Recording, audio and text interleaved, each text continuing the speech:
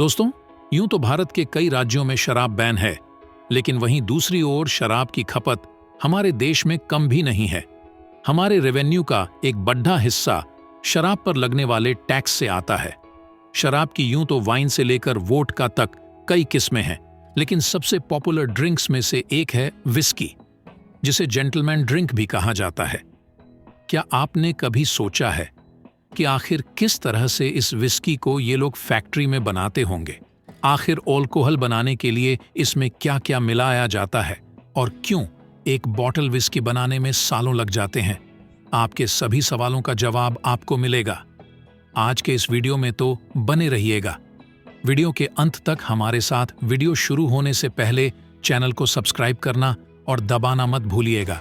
तो सबसे पहले हमें बनाने के लिए जरूरत होती है कॉर्न की। हर दिन लगभग 1 एकड़ जमीन पर उगने वाले कॉर्न एक ही फैक्ट्री में बनाने के काम में इस्तेमाल हो जाते हैं और एक करीबन 450,000 किलो टोटल अनाज की खपत है एक दिन में होती है। इस कॉर्न को पानी के साथ मिक्स करके एक मैश कुकर के अंदर रख दिया जाता है।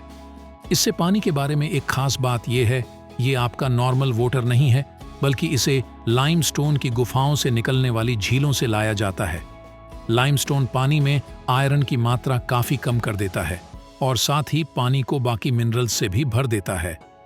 मैश कुकर में कॉर्न और पानी हिट होने के बाद उसे ठंडा किया जाता है। आखिर में इसमें यह डाला जाता है ईस्ट लिवे बैक्टीरिया होते हैं, जिस वजह से ये हमेशा डर बना रहता है कि इस बैक्टीरिया से कहीं इस विस्की को नुकसान ना हो जाए। इसलिए ये बारीकी से जांच करके ही काम में लाया जाता है।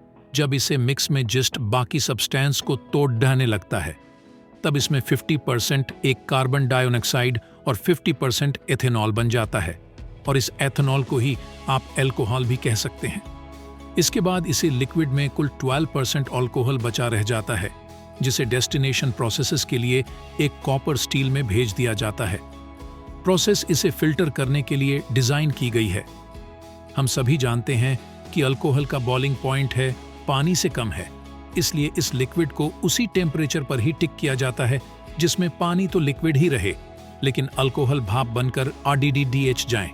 इस वेपराइजर अल्कोहल को इसके बाद पाइप्स के थ्रू एक कंडेंसर तक लाया जाता है, जहां इसे ठंडा कर लिया जाता है और फिर ये लिक्विड में बदल जाता है।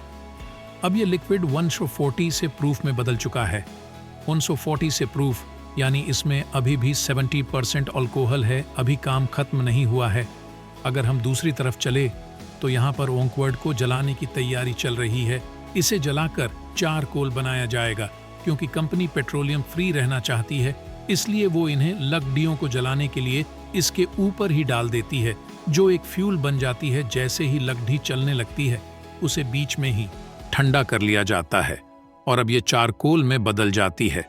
इस चारकोल को इसके बाद अंदर एक चारकोल ग्राइंडर में ले जाया जाता है, ताकि सभी चारकोल के पीसेस को 1/4 इंच के साइज में बदला जा सके।